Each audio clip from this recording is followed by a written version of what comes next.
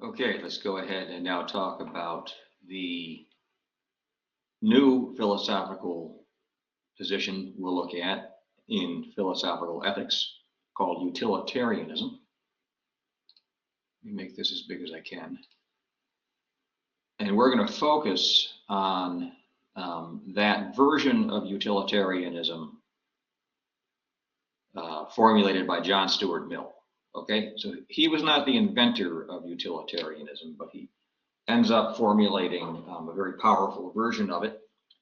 And his is the one that serves as an introduction to utilitarianism about 95% of the time, or even more often. Okay, so let's move forward. Let's talk about its historical origins. Utilitarianism is an ethical doctrine. It was invented by Jeremy Bentham, born in 1748, died in 1832, and he gave it its first systematic presentation, or it was given its first systematic presentation in his Principles of Morals and Legislation. Pardon the typo there, was given. It rests upon the principle that an action is right if it promotes the greatest happiness for the greatest number. That's sort of the bald formulation. So we're thinking about happiness now, okay? And we're thinking about the number of people affected by one's action. So this is a form of eudaimonism, all right? That is, it aims at happiness. So it's redefined happiness. With Aristotle, it was a virtuous activity of reason. Okay, for Mill, we'll see it basically is understood as pleasure. So, and it was Bentham who was responsible for understanding happiness as pleasure in this utilitarian framework.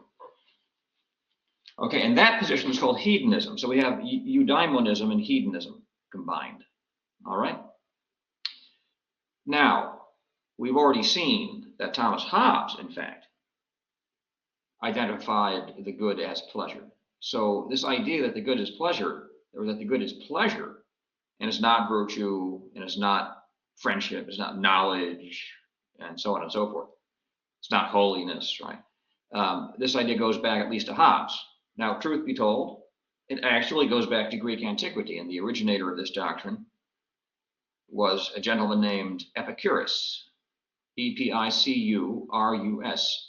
So utilitarianism is really ultimately an outgrowth of an ancient doctrine, the doctrine of Epicurus, or the Epicureans, Epicureanism, all right?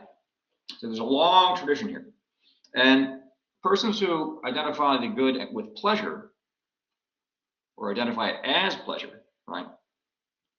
They tend to be, pardon me, of course they're hedonists by definition. They tend to be materialists. They believe that, they believe in one of two things, either atheistic naturalism, which Hobbes seems to believe, or, though he denies it in his official writings, but he sort of had to do that in order not to get in trouble with the law at that time. Or they are theistic naturalists, as was Epicurus. Epicurus believed that there were gods, multiple gods in the universe, but they lived apart from us and had no relationship to us. They did not involve themselves in our affairs. Praying to them will boot you nothing. Neither will they punish you. They were not concerned with you at all. That was Epicurus's point of view. When we get to John Stuart Mill, I might as well anticipate that. Mill thought that probably God exists. Okay, probably God exists. And he was a fairly rigorous reasoner as far as things go, so he must have had some arguments that he thought showed, some inductive arguments that he thought showed that probability. So the first person to articulate the principle of utility was Francis Hutcheson in an inquiry into the origin of our ideas of beauty and virtue. Okay? That was published in 1729. So Francis Hutcheson, while he didn't invent utilitarianism as a worked out ethical theory, he did discover the principle of utility. David Hume introduced the word utility in his treatise on human nature, from which Bentham adopted it. So, and all these persons are in the same area. By the way, I should mention that it's not merely atheistic naturalists and theistic naturalists who identify the good with pleasure. There's also a position that today we call phenomenalism. They wouldn't have called it that back then. But that's the idea that, well, we can't prove that external reality exists, but we do have phenomena. You have your sensation of the taste of the orange juice as it's going down your throat, of the sound of the violin as the violinist pulls the bow across the string. You have the sensation of the pressure on your body as you lay in your bed, and so on and so forth. You have experience of the phenomena, right? So it's called phenomenalism. Phenomenalists, or persons who adhere to David Hume's phenomenalism, it's called empiricism, but that's a kind of ambiguous word. They too tend to be hedonists, okay? All right. So you take David Hume and Francis Hutcheson, you put them together. A fellow named Jeremy Bentham comes along later, and he reads them and others, and he then formulates the philosophy, the moral philosophy of utilitarianism. Okay, so much for the history. So there are actually two versions. We've already anticipated this. There's Bentham's version and there's Mill's version. So Bentham's version of utilitarianism may here be called democratic utilitarianism. What do I mean by that? Well, it's because his version assigns value indiscriminately to high and to low pleasures, simply on the basis of intensity or degree. And so that motivates us to look for a way of distinguishing between so-called high and low pleasures. But, you know, the pleasures of listening to Beethoven's string quartet, or looking at paintings in a museum, or engaging in high-minded charity work or something of that sort, philanthropy, or sort of thing Mill would be into, or studying physical chemistry just for the sake of studying it, so you master the science, so you know something about nature. Those would be, to the degree those are pleasant, those would be higher pleasures, okay? But then, you know, going bowling, enjoying oneself on a roller coaster, playing a video game, by the standards of the folks we're talking about here, those would be lower pleasures. But Bentham would say, okay, we have to put all those in the same category. All that matters is the intensity or degree of the pleasure, okay? Forget about the quality. Put that to one side. Whatever affords pleasure enters into one's ethical calculations. And we'll look at how to do those calculations fairly soon. So John Stuart Mill, and you can see his years there, was born the son of James Mill, a follower of Bentham and a member of the utilitarian social reform movement. He introduced what we will term aristocratic utilitarianism. By the way, they call themselves the radical philosophers. So Mill, for him, listening to Beethoven, engaging in high-minded philanthropy, studying physical chemistry, right? Those belong in one category. Going bowling, playing a video game, so on and so forth. Those belong in another category. Now, some of you are saying, well, some of these video games can be intellectually stimulating. Okay, so then there's room for discussion. But generally, there is this distinction, and there may be a kind of middle ground where things grade into one side or the other, and then utilitarians who follow Mill would have to go about making those distinctions in a convincing way so that we actually have a workable ethical doctrine to work with. Okay, we can't do that in an introductory course. Okay, so these things are not to be equally valued, high pleasures and low pleasures. To put it as forcefully as we can, the experience of Beethoven is categorically superior to that of bowling for Mill, and we'll return to that point. So Mill, a little more history for you, he received a superlative education. He could read ancient Greek by the age of 5. And he began, I'm sorry, maybe I'm wrong about that. Could he read it by 5, or did he begin at 5? I think he could read it by 5. He had read nearly all of Greek and Latin literature available at that time by the age of 12. He started on Latin later when he was 8 years old. But at the age of 20, he experienced what he describes as a mental crisis. And we'll let him describe this for us. So he writes, "It occurred to me to put the question directly to myself. Suppose that all your objects in life were realized, that all the changes in institutions and opinions which you are looking forward to can be completely affected at this very instant." Because he had been enlisted into the cause, he sort of had been shaped into a radical philosopher by his dad. And let's say they succeeded in getting everything they wanted. Would this be a great joy and happiness to you? And an irrepressible self-consciousness distinctly answered, no. And he then concluded, "I seem to have nothing left to live for," right?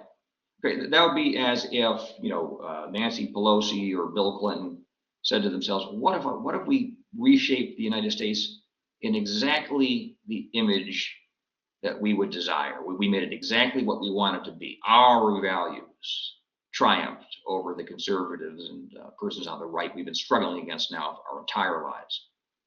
And they said, would we feel satisfied? What if they said to themselves, no, right? That would be kind of a disaster because they just put their entire lives into that. Or if Donald Trump were to say, what if I were to triumph? Would I feel satisfied? And in a quiet moment by himself, a little voice stated in his mind, no, right? So that'd be the kind of experience. All right, so now let's take this further. Mill, and these biographical observations have become very kind of more relevant for Mill, right, than for many other philosophers. So Mill found a kind of solution to his malaise in the writings of the Romantic poets, particularly Coleridge and Wordsworth. Coleridge of The Rime of the Ancient Mariner fame, and Wordsworth of Intimations of Immortality. So I recommend you type those into a search engine. You can at least familiarize yourself with the existence of these things. Intimations of Immortality by Wordsworth and The Rime of the Ancient Mariner by Coleridge. So from this reading of these authors, and others, many others actually, Mill thought he had been awakened to the realm of feelings to which he had been previously dead. Okay? He had been given a very rationalistic upbringing, and the cultivation of the feelings had been left to one side. But the Romantics, they were concerned with two things, well, three things particularly. Nature, okay? The imagination, that's number two, and feelings, okay? Those three things. Incidentally, footnote for you, the Romantics ended up being very interested, particularly German Romantics, particularly interested in the medieval period. They looked upon that as a period of great romance and of feeling, if you like, imagination. So the remainder of his philosophical project consisted in his unifying the Romantic philosophy of feeling with the rationalist utilitarianism that had formed the backbone of his primary education. So this is what he would try to work out. Okay, and in his mind, this was the project for everyone to work out. Otherwise, he wouldn't have bothered with it. So this accounts psychologically for his elevation of higher and denigration of lower pleasures, right? Because it was through his encounter with high literature that he was brought out of his malaise. And it was these pleasures, right, which are the ones that count. You follow me? The low pleasures don't provide one with meaning, at least for Mill. They didn't provide him with meaning, and now he's taking himself as the template and model for all human beings, as we all do, right? You have to be reflective and kind of be on guard against that sort of thing. And since, eating a hot dog and kind of sitting on the lawn just didn't do it for him, that didn't make his life meaningful, but reading Coleridge did, then clearly the only pleasures that count are the higher pleasures, okay? So that's his, simplifying it maybe a bit, but I think that basically strikes out in the right direction. So let's talk about the principle of utility itself. So we've already seen a version of the principle of utility, the greatest happiness for the greatest number, right?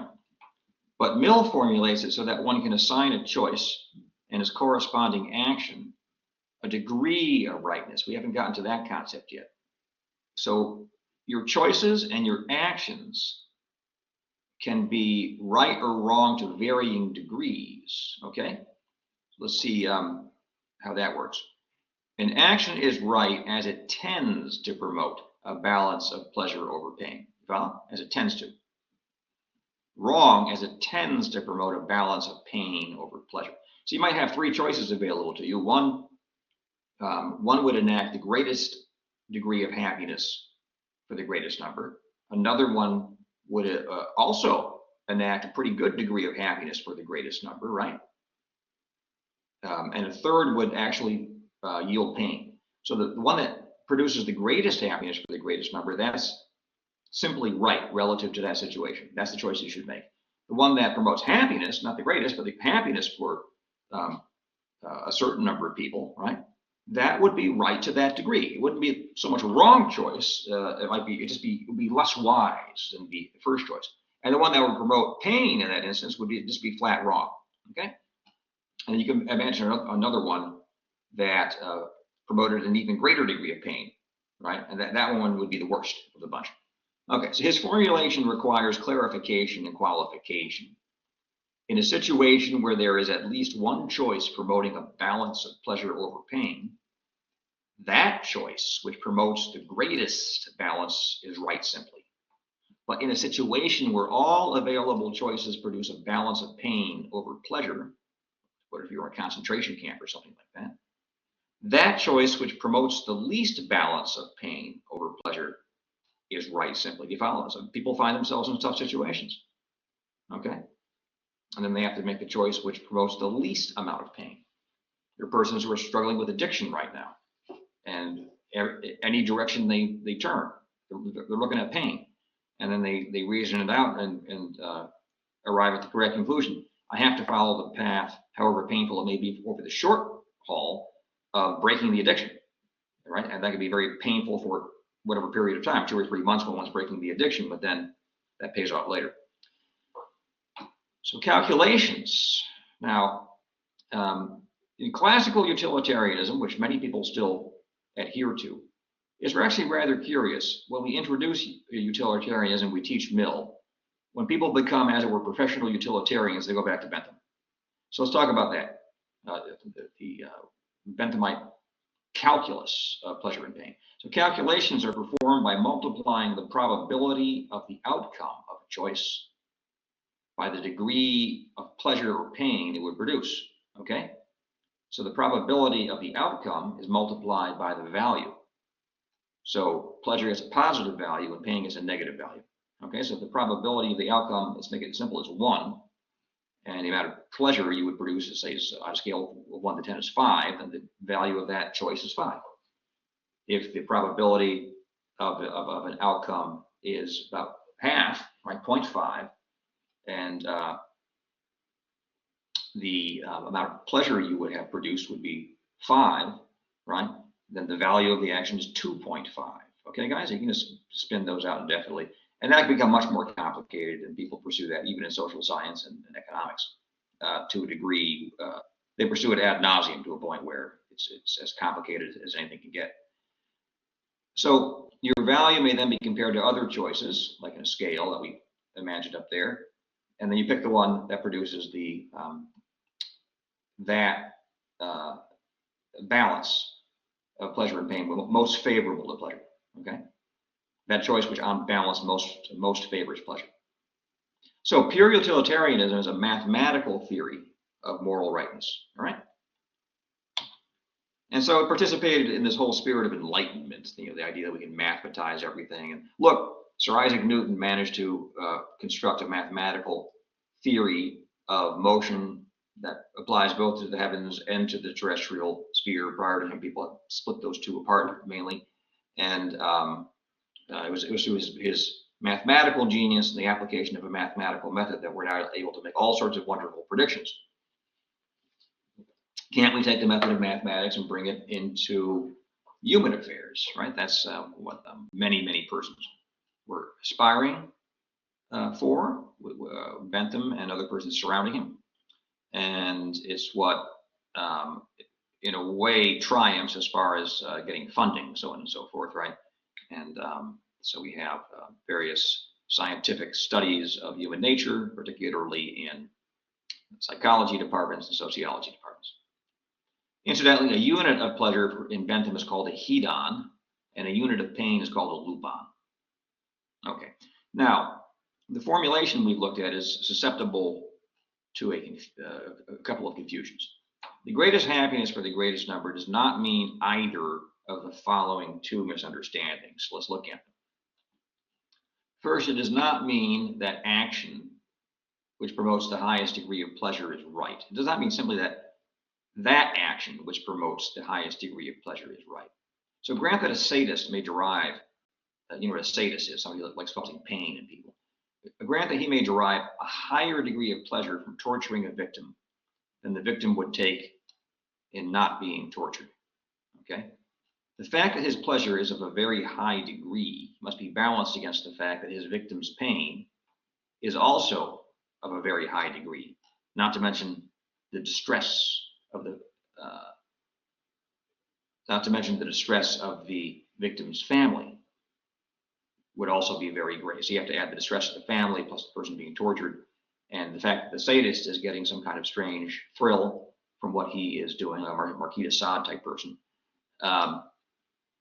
that would not justify, that would not make his choice of torturing that person right. So you rule that out just on the basis of simple mathematics. So next error people sometimes make: the principle of utility does not countenance, that means approve, merely securing some small degree of happiness for the greatest number. For example, imagine that I had $10. Well, then I could split it into 100 dimes, right? And I could distribute those 100 dimes between 100 people. The effect on their happiness would be very slight or nothing whatsoever, right? How happy would you guys be if I handed you a dime? Like, okay, well, it's a dime, right? So let us say that I enjoyed the alternative of buying a hot meal for a very hungry and destitute man. It is easy to see that the pleasure he would take from this meal would well exceed the pleasure of the 100 persons with their dimes, right? And you can do that. You can, you can do something that's actually within reach. You can just go to a food bank and donate $10. Hence, the right choice in this case would be to purchase the man the hot meal, okay? Because that would actually be the greatest happiness for the greatest number. So I wouldn't affect you guys at all, except maybe a little bit if you saw me do it or you approved of the fact that I was helping this fellow. But most of you would have no idea that I did it, and I wouldn't brag about it, so you wouldn't know. But the greatest happiness for the greatest number would be to buy this man that food. It would not be to include all of you in some little minuscule degree of pleasure, right? A fraction of a hedon. Adding all those together, it's less than the pleasure of the starving man and getting that hot meal. Okay, so that's clear enough. So characteristics of utilitarianism. So I have to, let's see here. We've already had occasion, is this going to work? So first thing, it was so obvious I didn't put it in here. The first thing is that it's a type of eudaimonism. Okay, let's make this bigger again. Okay, so it's a type of eudaimonism. We've commented on that. Happiness is the end, not duty, right? Happiness, not duty, not something else. We've also seen that Millian utilitarianism takes the form of an aristocratic hedonism. So now we have two features or characteristics. It's a eudaimonism, and it's an aristocratic hedonism. Okay. There are other features. While it shares with Hobbes the doctrine that the good is pleasure, it rejects ethical egoism in favor of ethical altruism. Okay? That is, one ought to benefit others. Ought to. It's ethical altruism. You ought to do it. So note that Mill has to assume psychological altruism as well. Otherwise, ethical altruism emerges stillborn, right? So psychological altruism teaches that one can be motivated from concern for others. So Mill allows that that's possible. You can love somebody and want what is good for that person, or just be concerned for some stranger you just met and want what's good for him. And that is a kind of love too, by the way. All right. So since actions are right insofar as they favor a balance of pleasure over pain, or the least balance of pain over pleasure in tough situations. For a multitude, of course, the pleasures and pains of each person affected by an action are to count equally. Now, pleasures don't count equally, but people count equally. You follow me? Because we have to count everybody and get them into that that calculus. Okay, because these are the persons affected by the action, so we have to consider the pleasures and pains, and with Mill, the high quality pleasures and pains that they experience. As far as low quality pleasures and pains, either there are two choices there. Either they're assigned a very tiny degree of value, right? Or their value is dismissed. And when you read through Mill, it looks like, you know, the value, the pleasure of eating a sloppy Joe or riding a roller coaster gets zero value. Okay, that sounds a little radical. So maybe there's a radical strain in Mill. I don't think many people would follow him there. So you can just say that if you're going to make Mill work, you can take those lower pleasures and assign them a lesser value than the higher pleasures of listening to Beethoven and doing charity work and things of that sort. Okay. So if each person counts as one and no more than one, we're looking at egalitarianism. So that's an easy way to memorize this. For Mill, each person counts as one and no more than one. All right.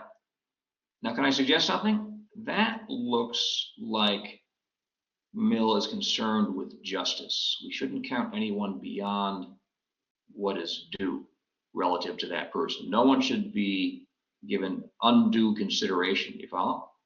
And to assign somebody undue consideration in performing one's utility calculations, which are moral calculations, one's guilty of injustice. So it seems that Mill is actually concerned with justice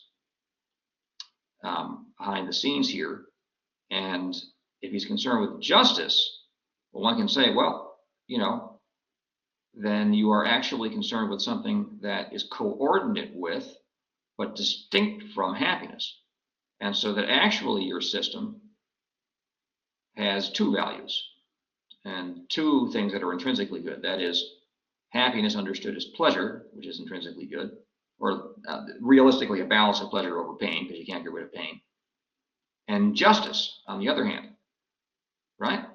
Okay, that seems to be something one can say to Mill.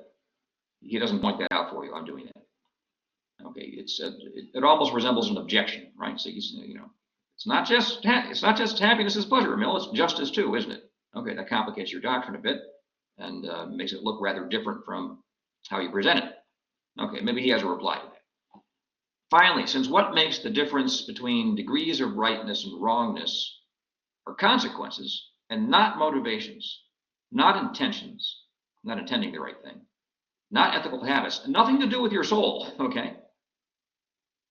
Mill's theory is a type of consequentialism. All that matters are the consequences, and there's only one consequence that matters, and that is the degree to which you produce a balance of pleasure over pain, or if there are only generally speaking, bad outcomes available, that balance which produces the least balance of pain over pleasure.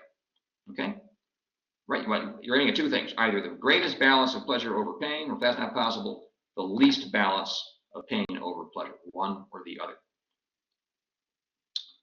Okay, so let's move on. So now we can talk about wicked versus honest pleasures. So going back to Hobbes, we argued in his case he confronted a difficulty. That is, his doctrine that the good is pleasure resting on the observation.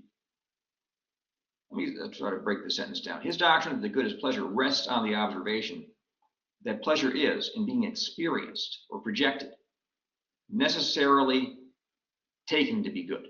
Okay? That is, when you're experiencing the pleasure of drinking orange juice, you can't not take that pleasure to be good. You guys follow me? Okay. And when you experience the pleasure of just sitting on a lawn, you can't not take that pleasure to be good because the goodness is kind of built into the experience. You guys follow me? However, so from that, it would seem Hobbes then draws the inference that the good is pleasure. Then we saw that this idea that the good is pleasure, well, let me back it up. Then we saw that this idea that one can't help but take pleasures to be good, that actually is contradicted by the nearly universal judgment of our species. because everyone agrees that there are evil pleasures. The pleasures, some people take pleasure in murdering people and in raping people and humiliating people and doing other evil things. Okay? Are those pleasures good? So I would venture to say, 95 to 97% of the species would say that those pleasures are evil pleasures. Okay? So that to be pleasure is not straight away to be something good. There are good pleasures and there are evil pleasures. All right. So to counter this objection, Hobbes would then have to introduce a criterion by which one could distinguish between good and evil pleasures. By the way, notice he can't say that the good is good pleasure. That's circular. He would say, oh, no. I don't mean that the good is pleasure simply. I mean that the good is identical with the good pleasures. Yeah, then you're defining the word good with the word good, right? And then you're traveling in a circle. It doesn't help. So what Hobbes would have to do is introduce a criterion by which one could distinguish between good and evil pleasures. So that with the criterion, with the good pleasures on one side, but the evil pleasures on the other side. Make any sense? But this necessarily would have to be something other than pleasure itself. Obviously, right? It can't be pleasure that does that. Because there are evil pleasures. Okay. But then the goodness of the good pleasures would consist in something other than pleasure, and hedonism would be false. Read that last sentence again.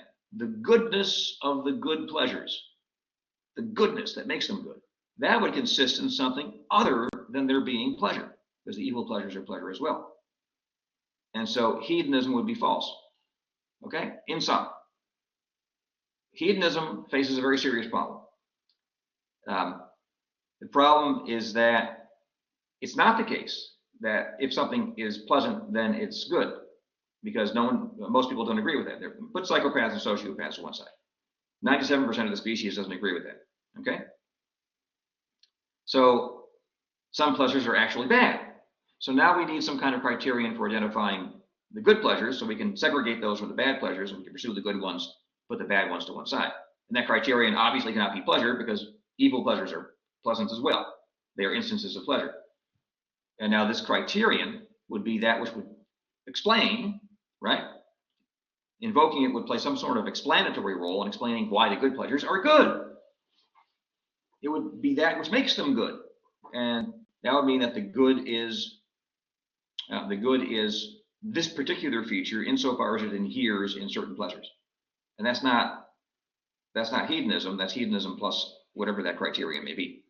It could be order, it could be functionality, whatever. Okay, so Mill, he wants to address this difficulty. All right.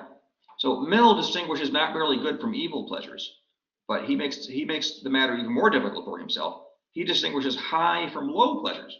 And most people enjoy low pleasures. I like sitting on a lawn in the park. Some of you are saying, why is that a lower pleasure, Dr. Shakir? Maybe that's not a good example of a low pleasure, right? Maybe Mill would count that as a high pleasure. I don't know. Riding a roller coaster for him. There were no roller coasters back then, but he was that kind of guy. He probably turned his nose up at the idea of getting on a roller coaster. And he would say, well, a lot of people like riding roller coasters, and I like eating, sloppy joes, so on and so forth. What's so low about those things? Or let's grant that they're low. What's so bad about having a couple of low pleasures here or there, right? What's wrong with that?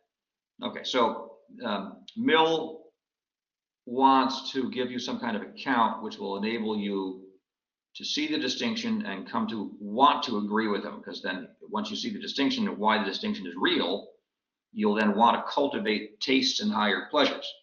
And once you do that, you'll prefer higher pleasures, and as a matter of course, you'll choose them over low pleasures. What my students usually say is, well, I like listening to classical music, and I like listening to heavy metal, and so on and so forth. Okay. So what Mill does, he introduces this idea of the competent judge, all right? So Mill confronts the same difficulty of seemingly having to acknowledge that there is a non-hedonistic principle of goodness that not only enables us to make the distinction we want, but compels one possessing the criterion to make it. Now for Mill, once again, now he puts the idea of evil pleasures to one side. Those are straight away low, even beyond low, they're evil. And he wants to distinguish high from low pleasures. Now, what would that external principle be that would enable us to distinguish between those high and low pleasures? Well, being internally ordered, okay, having a function performed for its own sake, like thinking or sensing or something like that in Aristotle, being ordered to God in the system of Aquinas or another philosophical theologian, right? You can invoke those. So what you can call all those substantive principles of goodness: internal order, functionality that is itself done for its own sake, it is an end, being ordered to God. You can call all those things constitutive or substantive principles of goodness. Mill doesn't want any of those, okay? He wants to stick with his strict hedonism. So what he attempts to do is to introduce a non-substantive criterion, okay? And what's that non-substantive criterion, if anything? It's the criterion of the competent judge, all right? The competent judge is a person. This person has enjoyed both high and low pleasures. He has a kind of comprehensive experience of pleasure, all right? I think Mill would insist that he's avoided the evil pleasures, right? Because he doesn't want to corrupt anybody, but that might be a little bit of a difficulty, but let's leave it at that. Those who enjoy both the high and the low pleasures are in the position to judge that high pleasures are preferable to low pleasures. And then he says, this in fact is what they will always do. So if you have somebody who really has, I mean, it takes a while. You can study some music theory, do some ear training, you learn how to play the piano a bit. You get to the point where you can hear some of the nuances going on in the performance of a string quartet or whatever it may be, or some high-level jazz performance where the Chick Corea playing with Vinnie Colaiuta and whoever else, and you're listening to the guys and you're saying to yourself, how can they play at that level? It's incredible. All right, and I have a little bit of a musical education, and once you acquire it, because I remember what it was like not to have that musical education, and what it's like to have it now. Yeah, you definitely hear stuff that you didn't hear before. Okay. And so he says, once you have it, once you've cultivated those tastes, also in painting and sculpture, and you also get off your duff and do something for people in need, marginalized groups, the poor and the like. You do something to further education, and you begin taking college courses just for the sake of taking them. Just so you can expand your knowledge base, okay? If you keep that up, you will acquire the capacity of the competent judge, and you'll be able to state with authority, because you've had the range of experiences, that the experiences in pursuit of truth, of goodness and beauty, or maybe aesthetic experiences, if you like, that's preferable to the sloppy Joe and the roller coaster followed by a Metallica concert. Okay.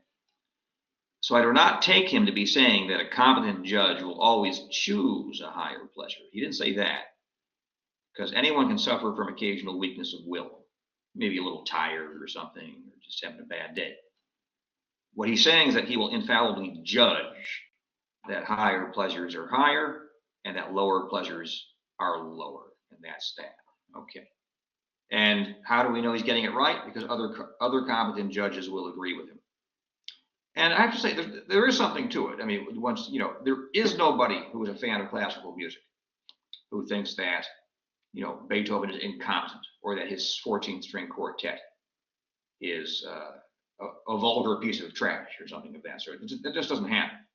There are people who don't like Beethoven so much because he's very passionate. There's some anger in his music, and they don't like him because of that. They don't maintain that he was a hack.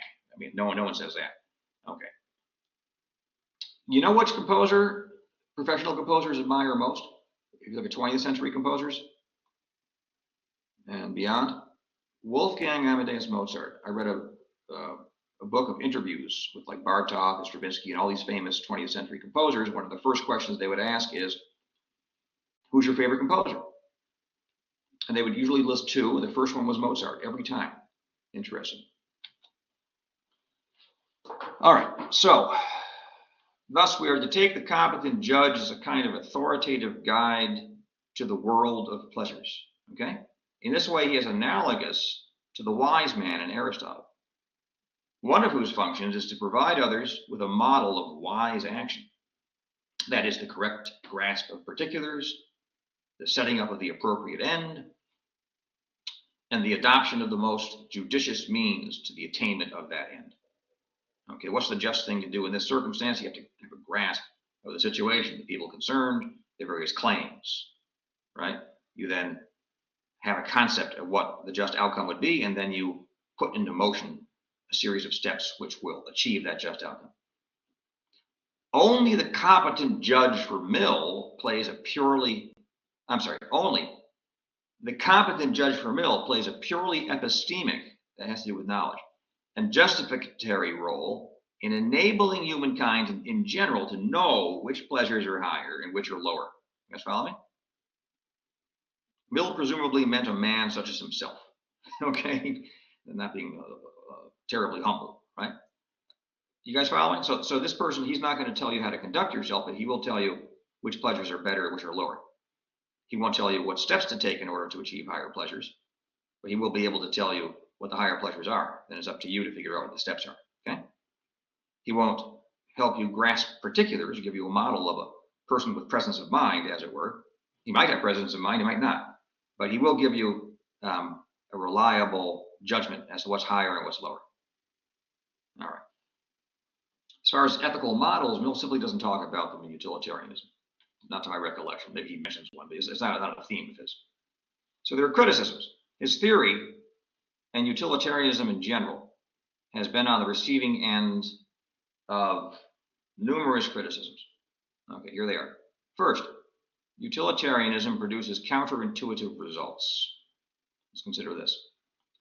If two actions, one of which involves lying, and the other of which is honest through and through, lead to exactly the same outcome, the same balance of pleasure over pain, then by the lights of utilitarianism, there is no moral difference between the two actions, right? One, you lie your way to a good outcome, and the second way, you pursue an honest course to the same outcome. That means all that matters are the consequences. That means the two actions are morally equivalent. But that contradicts a moral intuition. Our moral intuition is that the honest path is preferable to the path of lying. Okay? So Mill responds to this objection. He says that what we need to do is adopt a rule utilitarianism as opposed to an act utilitarianism. So an act utilitarianism maintains that we have to perform our utility calculations afresh every time we make a choice. Rule utilitarianism maintains what we need to do is come up with a game plan, a set of rules, if you like, a natural law, right? That if we adhere to it rigorously over time, it will produce the best expected outcome with respect to a balance of pleasure over pain. So then we end up back with basically the table of the 10 Commandments, or you can modify it slightly, all right? So according to Mill, acting on the rule to tell the truth and avoid uttering falsehoods promotes the greatest happiness for the greatest number over the long haul, right? So that's stated most utilitarians are act utilitarians. So they have to address this criticism. It's a rather curious feature of the utilitarian world that most utilitarians are act utilitarians, despite this rather significant difficulty in others we'll get to. Okay. Second criticism. Mill's consequentialism produces the peculiar result that if a well-intended action, remember the intention doesn't mean anything, but if a well-intended action produces a bad consequence by accident, then that choice and the action were morally wrong. That's also counterintuitive. It contradicts our moral intuitions. So, for example, if a man meets his friend to loan the latter money needed to pay his mortgage, and the friend is killed by a driver on the way to the meeting, then the consequence of the man's choice caused considerable pain for the dying man and for his family. The pain that he experienced while he was dying, and the devastation the family experiences in losing him. It would have been better had he not offered him the money at all, and then the person would have maybe done a short sale with the bank and got something from his house. or walked away, maybe $10,000, $20,000 in debt or something. But by the lights of consequentialism, his action, which was intended to be generous, was wrong. Okay? This is strange and departs entirely from how we talk about rightness and wrongness. Okay? You guys follow me? You might feel guilty about proposing that you meet your friend at some coffee shop, and as he's crossing the street, he gets mowed down. You might say, oh, in some sense it's my fault. But then everyone would reassure you and tell you, no, it's not your fault, right? You couldn't possibly have known that this driver was going to appear out of nowhere. So you might feel guilty. That's a psychological fact, but you wouldn't really be guilty, okay? All right. Third point here. Mill's theory can seem to have a chilling effect on relations to those who are nearest and dearest. Pardon me for a second. If everyone is to count as one and no more than one, then one is not to count the good of one's family and closest friends as of greater weight than that of strangers, provided that these strangers are affected by the action. This could lead to one's justifying, for example, putting a neighbor's child through college rather than one's own on account of the neighbor's child having demonstrated a greater degree of intellectual promise. Okay, so now your love for your child is to be put to one side. And what Mill is saying is not that you personally should adopt this philosophy. The entire world should. So everyone has to put their love for their children and loyalty to blood to one side. That basically has to be a thing of the past, made a thing of the past. You guys follow? And we're just going to engage in the cool-headed, cool, hard logic of utilitarianism. Okay. So now Mill might reply that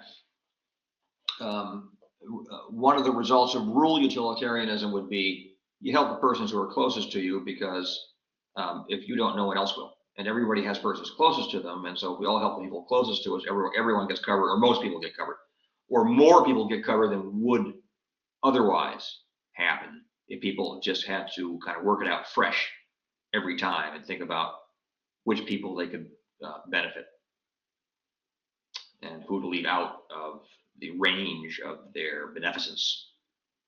It just simplifies things extraordinarily and leads to the best overall outcome. And you could argue that way. Might work, okay? Help those who are nearest so more people will be covered if you adopt that rule than not. Than otherwise, pardon me. So fourth, it is impossible actually to calculate all of the consequences of any of one's choices. This is the incalculability objection, okay?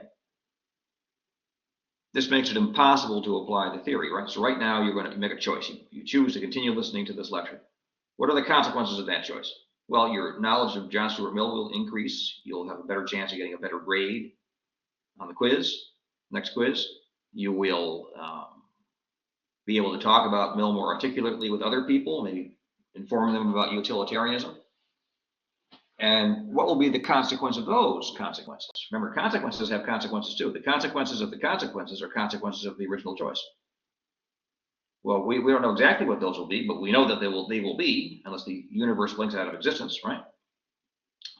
And then there will be consequences of the consequences of the consequences, and so on, to the 100th, the 1,000th, the 10,000th degree. So you don't really know what all the consequences of your actions are going to be. You just don't know. Okay? If you don't know, you can't actually apply the theory, because you can't calculate the consequences. So much for utilitarianism, right? Okay, so this objection seems effective with an E, seems effective against act utilitarianism, but doesn't really affect Mill's utilitarianism, his rule utilitarianism. Because he would say, well, I'm not going to worry about that. All I know is that the overall outcome over the long haul will be the best if we obey certain moral rules concerning assaulting people and theft, murder, lying, adultery, and things of that sort. Okay. Fifth point, pleasure is seen to be incommensurable. Now, what does incommensurable mean? Well, it's the opposite of commensurables. If two things are commensurable, they have a common measure, like two lengths. on a field. You can measure them, compare them. Say this one's longer than another. Two things are incommensurable. There is no common measure. You can't really compare them, except abstractly. You can hold one. I can think about the number 7 and a banana at the same time. But when thinking about the number 7 and a banana at the same time, I realize there's really nothing further I can say about this comparison, right? One's a number, an abstract object. The second thing that I'm imagining is a material object. I'm imagining a material object. So how is one to compare the pleasures of contemplation, spending time with a favorite uncle, eating a chocolate brownie, and enjoying runner's high? Which of these gets a 10, which a lower value, and which the lowest? Is there one scale on which to measure these pleasures? Okay, it seems not really, right? How do you compare these things? You know, the pleasures of mystical contemplation or the study of science or spending time with someone you love versus eating a banana split or going for a jog. Where's the common measure there? How do you rate these things on a scale of 1 to 10? Spending time with your uncles at a 6. Mystical contemplation is an 8. What? That doesn't sound very plausible, right? So this objection, the incommensurability objection, this would undermine all of utilitarianism, rule as well as act utilitarianism, because rule utilitarianism depends upon the homogeneity of pleasures and the idea that it's meaningful to say that if we follow these rules, then there will be an outcome which is favorable to pleasure. It will favor the greatest balance of pleasure over pain in the future. Okay. Because there is no such thing as a homogeneous field of pleasure. You can't produce an outcome which favors pleasure over pain if there is no such thing as pleasure as such, right? There's no genus of pleasure. There's just different types of pleasure. So Mill could reply to that and say that, well, no, if we follow these certain rules, we'll increase the balance of pleasure over pain for each type of pleasure, right? Forget about trying to aggregate them all together. We'll put the mathematics to one side and just grant that there are diverse pleasures. They do not have a common measure. But if we do follow these rules with respect to each category of pleasure, in its own distinct category by itself, incomparable with the others, each one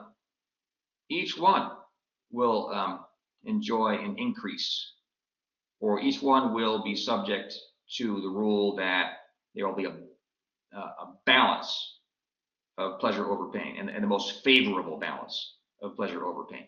Okay, so maybe Mill has a good reply to that one. It's aimed against him, but maybe it doesn't work. Sixth. Act utilitarianism justifies torturing a small child to death if that were necessary to save a city, or even if it were necessary to achieve a lesser good, right? Provided that the lesser good, I mean, obviously it would be a certain quantum of pleasure, provided it sufficiently outweighs the pain, which would be very significant, by the way, cost to the child. But this is a grave violation of the right of the child and seems impossible to stomach. And it would be morally strained to say that such an action is morally right. Okay. So and some of you, I know, I always had these hard-headed students who say, well, if you have to torture the kid, you have to torture the kid. That's the idea. Well, imagine yourself in the position of the child. Okay. It's easy when you're saying, okay, we can sacrifice a kid. How about you? Are you ready to be sacrificed by some utilitarian who shows up and says, okay, we have to torture you in order to achieve this other good?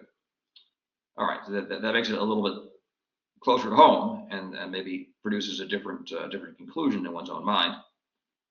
But that's the classical objection to act utilitarianism, namely that it endorses the violation of human rights. Okay. Jeremy Bentham said that rights are nonsense on stilts. So he bit the bullet and said there is no such thing as human rights. And you get rid of those, and you're potentially in a bit of hot water there. We'll talk about that in a second. The seventh objection. So seventh and finally, utilitarianism only admits one positive value, right? There's only one good thing really for the utilitarian, and that is pleasure, or a variety of pleasures if you take Mill's possible reply to the previous objection. It does not admit that any of the following are intrinsically good. Utilitarian denies that knowledge is intrinsically good. He denies that friendship is intrinsically good. He denies that virtue is action, good intentions, holiness, order, symmetry, if that's a good thing in a work of art. He denies that these things are intrinsically good. Nor does utilitarianism admit that persons are good. That's the rub right there. So if there's only one value, and that's pleasure, persons aren't good. Now you recall in Kant, persons have the attribute of dignity. It's also true in St. Thomas Aquinas. Persons have the attribute of dignity. Utilitarianism, by contrast, assigns persons a zero value, a null value. Okay, they have nothing. So this produces a difficulty for utilitarianism. Utilitarianism is subject to what I would call a motivational deficit that is imposed upon us the very instant we entertain the theory, right? Because at its very foundation, it says, well, there's only one good, and that's pleasure. That means, by implication, by strict logical implication, human beings have no value. Now, here's the problem. Why should one be motivated to benefit beings that have zero intrinsic value? How about a bunch of rocks? Should one muster much of one's energies calculating what is advantageous for the preservation of rocks or stones? Does that make any sense? They don't have any particular value, right? Instrumental value, but no intrinsic value. So should you bother yourself doing nice things for stones? That's a ridiculous picture. How about batches of chemicals? Another ridiculous picture. You say, no. Human beings differ from rocks and chemicals because human beings experience pleasure and pain. And because they experience pleasure and pain, we ought to be concerned for them. Okay, that just introduces this question. Why should one care about the pleasure and pain of beings that have no value and offer no intrinsic reason to love them or be concerned for them, or to respect them, or have any positive moral attitudes towards them, because they don't have any value? You guys follow me? Okay. Let's see. So that's a major problem. If you become a utilitarian, you deprive yourself of a reason to be a utilitarian, right? Sanction. Mill argues that it is enough that we can psychologically condition everyone to be concerned for everyone else. Right? He says, well, I'm not really concerned with the fact people have no value. We'll just set things up and we'll condition people, brainwash people effectively to be concerned for one another. So this pushes, so that's curious. I mean, so you're going to teach everyone that no one has any value, but we should be concerned for one another anyway. That's what that boils down to. Anyway, this pushes the problem back one step. Why, on his theory, should one take pains to condition others to be concerned for everybody else? Why should you bother doing that? Because I am concerned for other persons. Yeah, but what rational motivation is there justifying your concern for other persons? According to you, they don't have any value. So you're virtually in contradiction with yourself. Or let's put it this way, you're in a peculiar situation, Mill. You don't believe people have any intrinsic value, but you said it. At least that's implied by what you said. And nonetheless, you are concerned for these persons who have no value. Okay, I guess you're free to be concerned for persons who have no value, but then your concern becomes irrational, or at least non-rational, right? And you can't say that other persons, if they lack concern for others, right? You can't say that they're being irrational or non-rational. So that undermines your altruism. Your altruism states that one ought to. Your rational altruism states that one ought to benefit others for their sake. Right? That's central to utilitarianism. He doesn't want to be an egoist, but an altruist. One ought to benefit others for their sake. Well, why ought I to benefit something with zero value? Doesn't make any sense. Okay, so that's that. So one can answer that, hold on, if I benefit people, it'll ultimately be advantageous to myself. That's the answer of an egoist, not an altruist. Okay? That's the answer that Hobbes would give. Now, Hobbes does give. That is Hobbes' answer. So if you're going to have an altruism, you have to offer some account of the value of human beings, so as to make sense of the duty to care for them. And this utilitarianism rules out. All right? That's where we are. Now, one might reply that since there is one value, pleasure, it becomes one's duty to increase that one good thing that is, and to decrease its contrary. I mean, it's not like, this is not a nihilism. Nihilism teaches that there is no good or no intrinsically good thing or no intrinsically bad thing, okay? And to think that there is self-deception. Okay. But this is not nihilism. This is the idea that there is something that's good by nature, and that's pleasure. All right. And something that's bad by nature, and that's pain. All right, very good. So now, if that's the case, now so they can argue, you do have an obligation, after all, that's to increase the amount of pleasure in the world, decrease the amount of pain, and produce that balance or that outcome in which the balance, or which is most favorable to the balance of pleasure over pain. Okay. But a person, now here's how I reply to that. A person who is motivated by the thought that he should increase the amount of higher pleasures in the world, while wholly disregarding and in fact denying the value of persons who experience those pleasures and pains, puts forward a very strange appearance, and I say is almost unrecognizable as a human being, or he's a very eccentric human being. And Mill would have everybody be, well, okay, we're trying to save Mill here.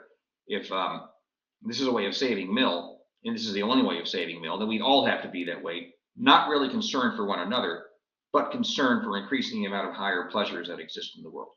Okay? So I would maybe pay for you to take a course in music appreciation, but not because I give a whit about you, nor do I dislike you either. I look at you as a kind of vehicle, a convenient site where something good can happen, and that is an increase in the appreciation of Beethoven. As far as it being your increase and your enjoyment, who cares? Because you're worthless anyway, right? Now, worthless almost sounds like you have a negative value. Worthless in the sense of having no value. We don't hate you, we don't love you, no one loves me, or at least if we follow the scheme, no one would love me or hate me if we were rational, but we would love pleasure and hate pain. That would be a really weird world, okay? So it's possible one can brainwash people into thinking that way, and where you're sitting, you'd have to ask yourself if that's how you want to think, and that's how you want to lead your life, disregarding the person, not being concerned for the person, but being concerned for whether or not higher pleasures are occurring or not, and whether or not the absence of higher pleasures are occurring or not.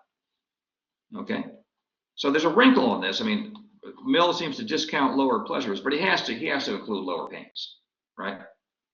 Surely. So the pains of being hungry and of suffering from a terrible illness. So in the final analysis, if we press Mill, he has to include lower pleasures and pains. If you include the lower pains, you have to include the lower pleasures. He does, I guess, if he's going to be logically consistent and come up with something that's even remotely realistic, he has to assign lower values to the lower pleasures. So a very intense pleasure of eating a chocolate brownie would get a lower value than the subtle pleasure of listening to Bach's Well-Tempered Clavier. Okay. Or Art of the Fugue. Art of the Fugue is quite subtle. All right, folks. So, in conclusion, to motivate his altruism, Mill must admit at least one further thing possessed of positive value. Persons. That is, I mean, if we're not to enter that really weird universe, you're welcome to do it. Okay, but I think most persons will part company with Mill at that point. So, in order to motivate, have a real motivation, a rationally justified motivation to benefit people and care for people, we have to introduce a second positive value, and that's the value of a person with dignity. Now, once one does this, one must go further and give some kind of account of the dignity of the person, that in which the value of the person consists. Now, there have only been two accounts historically of the dignity of persons, and it is darned hard to imagine a third. So first, theists ground the value of persons who believe in God, they ground the value of persons in their similitude to the being of supreme value, God, who himself possesses supreme value because he is perfectly wise, good, and beautiful. And those are intrinsically good things, everyone sees it. Second, Kantians ground the value of persons in their being moral legislators. We spent a lot of time talking about that. So now, in the first case, the case of the Thomist, let's say, one introduces criteria by which one can distinguish higher from lower pleasures. We're back to that. Higher pleasures for Mill, we've seen, are those of scientific study, moral motivation, and aesthetic enjoyment. Those are the highest pleasures, right? Okay, remember, the pleasure you take in acting morally, that's intrinsically good. But the fact that you're taking pleasure in acting morally, that doesn't make your action moral. The consequences make it moral. Okay, you see that difference? So otherwise put, these are pleasures taken in the reflective experience of truth, goodness, and beauty. Mill praises pleasures taken in the reflective experience of the pursuit of truth, of doing what is good, right, and of enjoying beauty. These are the very attributes assigned in their perfection, truth, goodness, and beauty, to God. God is truth, he is goodness, he is beauty, according to that earlier system we looked at. Further, in recognizing them, one undermines consequentialism. All right. Why is consequentialism undermined? Well, now a noble action is good in virtue of its nobility, right? Because it has goodness built into it. Certain pleasures are good because of certain feature of the pleasure, not simply because they're pleasure, but that means other things that have satisfied that criterion are good as well. So if you perform a virtuous action, apart from the consequences, that action is good. Okay? An accident may occur and produce a bad consequence, like the person being run over as he crosses the street. It doesn't mean your action wasn't good. It was good. So that's the end of consequentialism. Now, there's another account of human dignity, and that's the one we saw in Kant. Okay, Kantian, so-called deontology. So deontology is the opposite of utilitarianism. Deontology rules out consequentialism. It dismisses consequences and says that all that matters is your motivation, not even your intention, just your motivation to do your duty. Okay. Your intention would be the specific end you're trying to accomplish. But if you try to accomplish that specific end because you're conscious that it's your duty to do so, it's the consciousness of your duty and doing it from that consciousness of duty that makes the action right and moral Kant.